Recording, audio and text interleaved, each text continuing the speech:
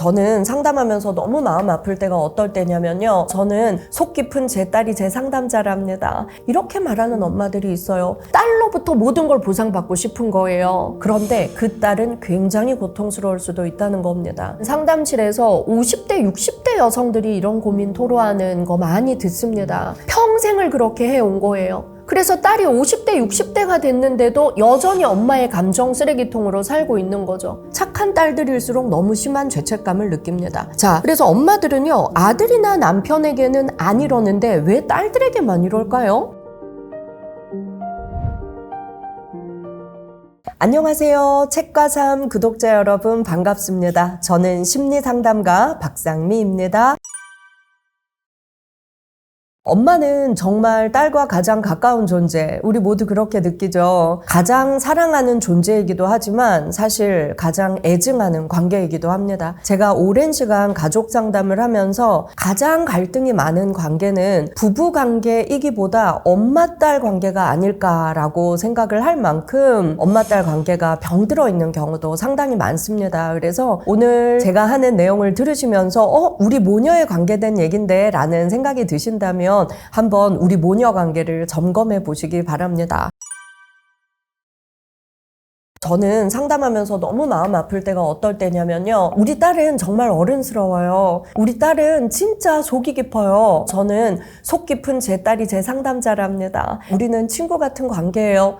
이렇게 말하는 엄마들이 있어요. 그럴 때 저는 너무나 걱정이 됩니다. 엄마는 좋을 수 있어요. 그런데 그 딸은 굉장히 고통스러울 수도 있다는 겁니다. 저희 엄마도 그랬어요. 제가 초등학교 고학년 때부터 저를 잡고 엄마의 온갖 고민을 다 말했던 것 같아요. 엄마의 행복보다는 엄마 삶의 불행과 고통이 더 많았던 것 같아요. 저는 늘 엄마 얘기를 들으면서 너무너무 마음이 아팠어요. 그리고 우리 엄마 인생을 보상해줘야지, 그리고 엄마한테 효도해야지 라는 그런 간절한 마음이 너무 많았던 것 같아요. 그런데 엄마의 상담자가 될수록 제가 우울해지는 겁니다. 그리고 제가 슬퍼졌어요. 엄마보다 2배, 3배는 더 슬프고 더 우울해지더라고요. 그런데 그걸 감당해야 하는 어린 딸은 어른스러워 보이지만 어른이 아니에요. 속 깊어 보이지만 어린이는 어린이, 청소년은 청소년일 뿐입니다. 그래서 저도 상담 현장에서 이런 아픔을 갖고 있는 딸들 너무 많이 만나거든요. 엄마들이 나쁜 의도는 없었을 거예요. 그런데 엄마들이 모르기 때문에 저지른, 나도 모르게 저지른 실수가 참 많다는 겁니다. 그래서요, 애들은 무조건 애들답게 순수하게 명랑하게 클 수 있게 도와주는 게 엄마여야 합니다. 엄마처럼 살지 마, 예요. 여러분, 아주 극과 극 두 가지로 해석할 수 있습니다. 딸, 너는 엄마처럼 살지 마. 너는 엄마가 못 해본 거 다 해봐. 가끔 진짜 힘들 때 엄마한테 하소연하러 와. 이렇게 말하는 건 건강한 거예요. 그런데요, 병든 엄마들은 엄마처럼 살지 마를 이렇게 이용해요. 너 엄마처럼 살지 마. 너 이런 실수하면 안 되고, 거 봐라. 엄마 허락 안 받고 하니까 이렇게 됐지. 이런 식의 대화를 하는 거예요. 그래서 신세한탄, 너도 조심해라, 내 꼴 난다, 이런 말까지 이어집니다. 이런 말들이 딸들에겐 얼마나 충격이고 상처인지 몰라요. 부모가 자기 자신이 살아온 인생을 부정하면요, 아이들은 인생이 두려워집니다. 그 다음 2번째가 이겁니다. 내가 뭐랬니? 그럴 줄 알았다, 이 말이에요.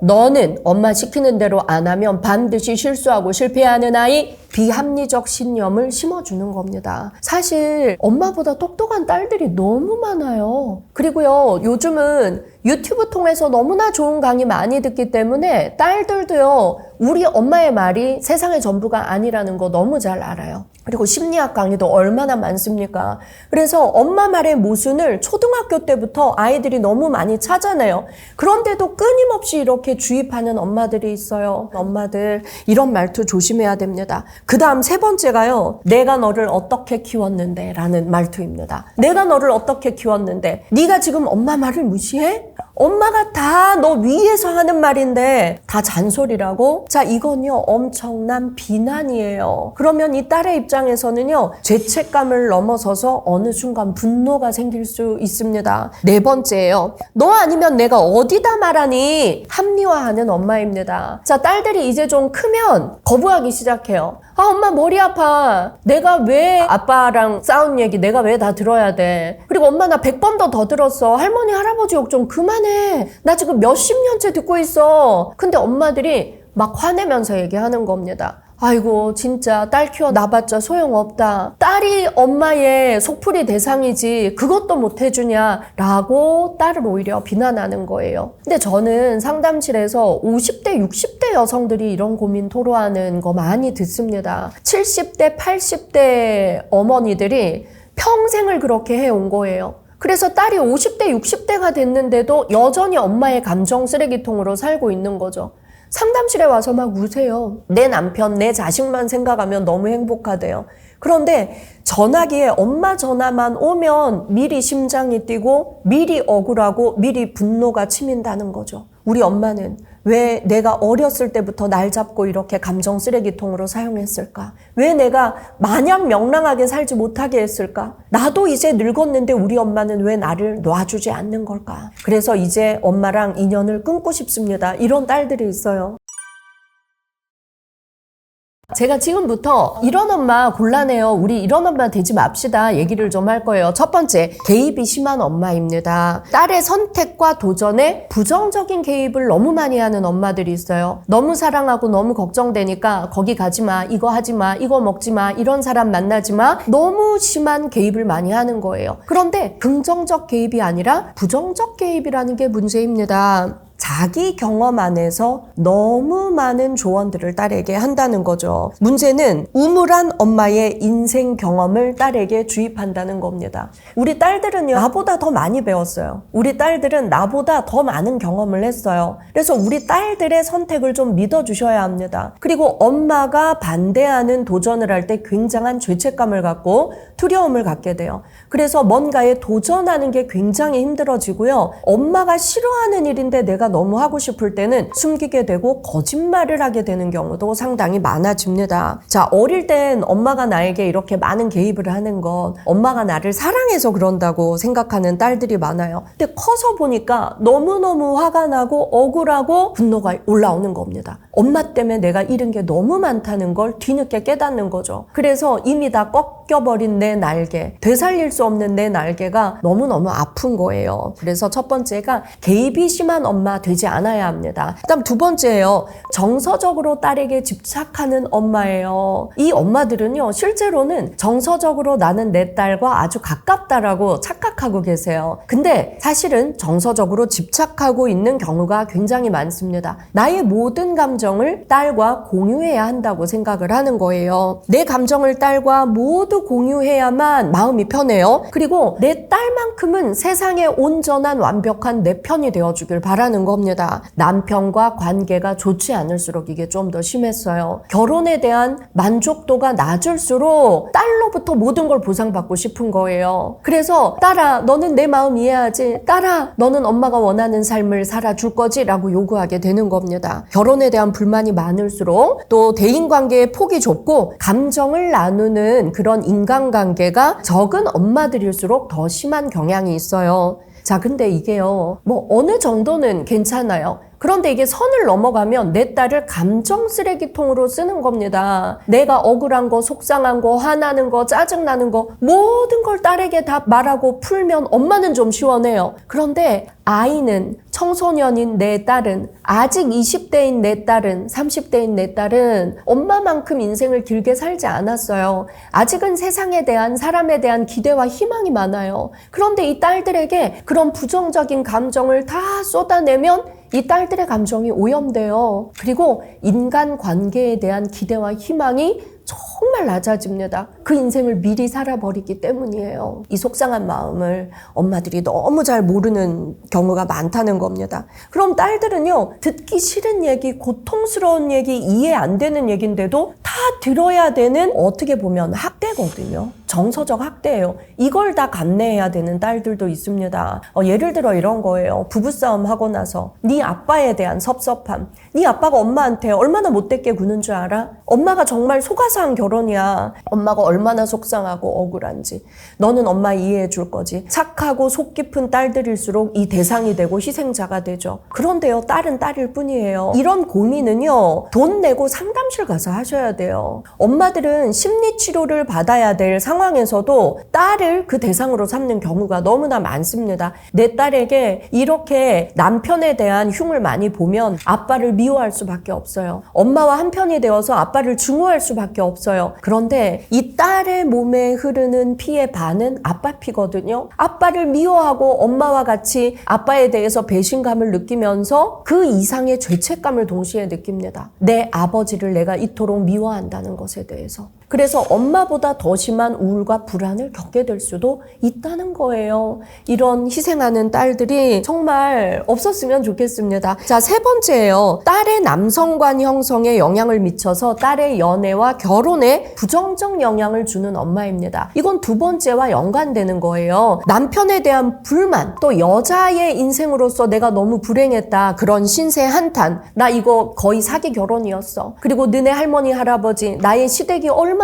나에게 불합리한 일을 많이 한 줄 알아? 이런 얘기를 계속 하는 겁니다. 그러면 이 딸은 어때요? 아, 연애는 진짜 잘못하면 사기당하는 거구나. 우리 엄마가 사기당해서 결혼했구나. 우리 아빠가 이렇게 나쁜 사람이구나. 나 아빠가 좋은 사람이라고 생각했는데 우리 아빠도 엄마한테 이렇게 큰 고통을 줬다면 세상에 좋은 남자가 있을까? 내가 만나는 남자들을 다 의심하게 돼요. 그리고 엄마의 목소리가 한청으로 들려요. 거 봐, 남잔 다 이렇지? 거 봐, 처음에 연애할 때만 잘해줬던 거지? 이런 환청이 들리기 시작하는 겁니다. 또 하나의 부작용은 뭐냐면요. 너무 큰 환상을 갖게 될 수도 있어요. 나 엄마처럼 안 살 거야. 그러다 보면 어떠냐면요. 연애에 대한 실망이 너무 커져요. 내가 가진 환상보다 실제는 그렇지 않거든. 또는 결혼했을 때도요. 미리 이혼하는 경우도 많아요. 무슨 말이냐면 작은 갈등이 생겼을 때 와, 내가 시집 금방 왔는데 나를 이렇게 우리 시부모님이 섭섭하게 하시는 거 보면 앞으로는 더 할 게 분명해. 미리 이혼하자. 여기서 빨리 끝내는 게 나아. 라는 생각을 하게 될 수도 있다는 거예요. 그래서 내 딸에게 내 남편 이야기, 내 시댁 이야기, 여자로서 불행했던 내 삶에 대한 이야기 너무 자세히 하실 필요가 없습니다. 그 다음 네 번째예요. 엄마의 어릴 적 상처와 결핍을 딸에게 투사하는 엄마입니다. 우리 이런 엄마 되지 않아야 돼요. 그런데 상처 많은 엄마일수록 사랑 많이 받지 못하고 내면에 울고 있는 어린아이가 많은 엄마일수록 아들보다 딸을 낳기를 바래요. 그리고 딸을 낳으면 이 딸에게 그 모든 걸 말하고 싶어 해요. 그리고 딸에게 내 인생 전체의 보상을 받고 싶어 하는 엄마들이 많다는 겁니다. 딸, 엄마는 어릴 때 사랑 못 받았어. 딸한테 뭔가 좋은 걸 줄 때마다 말하는 거예요. 우리 딸은 참 행복하네. 너는 진짜 고마운 줄 알아야 돼. 너는 학원 다니는 거 왜 이렇게 힘들어해? 엄마는 하고 싶어도 하나도 못했어. 딸, 나중에 너 잘 되면 엄마한테 진짜 호강시켜줘야 돼. 뭐 이런 말들을 계속하는 엄마들. 이거 당연히 그 정도는 할 수 있는 거 아닌가요? 라는 생각이 들지요. 근데 딸들은 힘듭니다. 자, 딸들에게 보상받고 위로받고자 하는 엄마들. 딸은 나의 고통을 보상해주는 대상, 그리고 나를 위로해줘야 될 대상 아닙니다. 우리는 자식을 사랑하기 위해서 낳는 거지 사랑받기 위해서 낳는 게 아니에요. 이걸 기억해야 돼요. 그런데 아들에게는 이게 되는데 왜 착하고 순한 딸일수록 딸들에게 이게 안 되는 걸까요? 자, 엄마들은 아들과 남편은 본능적으로 타인으로 인식해요. 나랑 성이 다르기 때문이죠. 그래서 그들의 결핍을 채워주려는 모성애를 더 많이 느껴요. 그런데 딸에게는 같은 여성으로 나를 닮은 딸일수록 더 집착하게 됩니다. 그래서 이 딸이 감정적으로 나랑 모든 걸 공유하고 나를 이해해주고 위로해주고 또 하나의 분신이 되길 바라는 엄마들이 많다는 거죠. 이런 엄마 밑에서 크면 딸 역시 엄마와 나를 동일시하게 돼요. 그리고 엄마의 감정을 내 감정이라고 인식하게 됩니다. 그러면 엄마의 행복도 나의 행복, 엄마의 불행도 나의 불행이라고 느낀다는 거죠. 또 딸이 독립을 했어요, 결혼 전에. 그런데 금요일 저녁에 와서 월요일 아침에 집을 떠나길 바라는 거죠. 그러면서 내 옆에 있기를. 그래서 연애하느라고 이제 데이트하러 자꾸 밖에 나가면 너 이제 엄마 필요 없다는 거지? 딸 키워놔봤자 소용없다. 이런 식의 비난을 또 많이 해요. 그리고 이제 결혼해서 잘 사느라 또 엄마랑 전화가 뜸해지면 어쩌다 엄마한테 전화 걸면 엄마가 이러죠. 살아있네? 이런 식으로 딸에게 비꼬고 은근한 비난을 또 보내는 엄마들이 상당히 많습니다. 이때 딸들은 굉장한 또 죄책감을 느껴요. 착한 딸들일수록 너무 심한 죄책감을 느낍니다. 우리가 지금이라도 바운더리를 잘 설정하고 엄마와 딸 각각 독립된 정서 인격체를 갖고 살아야 합니다. 딸은 완벽한 나와 다른 인격체예요. 타인이에요. 그래서 내가 자꾸 딸에게 너무 정서적으로 많이 의지한다라고 느껴진다면 딸은 완벽한 타인이다. 써붙이세요. 그리고 계속 읽으세요. 완벽한 타인의 대접을 해줘야 된다라는 거 기억하시면 좋겠습니다. 자, 그래서요. 제가 지금부터 문장을 읽을 거예요. 우리 엄마들 꼭 기억해야 합니다. 딸과 나는 타인이다. 전혀 다른 인격체다. 나의 아바타가 아니다. 내 욕구를 채워주는 대상이 아니다. 대리만족의 대상도 아니다. 타인 중에 가장 사랑스러운 타인이다. 이게 제일 중요해요. 타인인데 가장 사랑스러운 타인이에요. 아낌없이 사랑을 주고 성인이 되면 미련 없이 떠나보내야 되는 타인이다. 딸이 고등학교 졸업을 할 때까지는요, 딸에게 나는 어떤 사람이어야 되냐면요, 나는 우리 엄마의 인품을 담고 싶어요. 이런 사람이어야 돼요. 딸들이 이런 마음으로 엄마를 동일시할 수 있게 도와줘야 됩니다.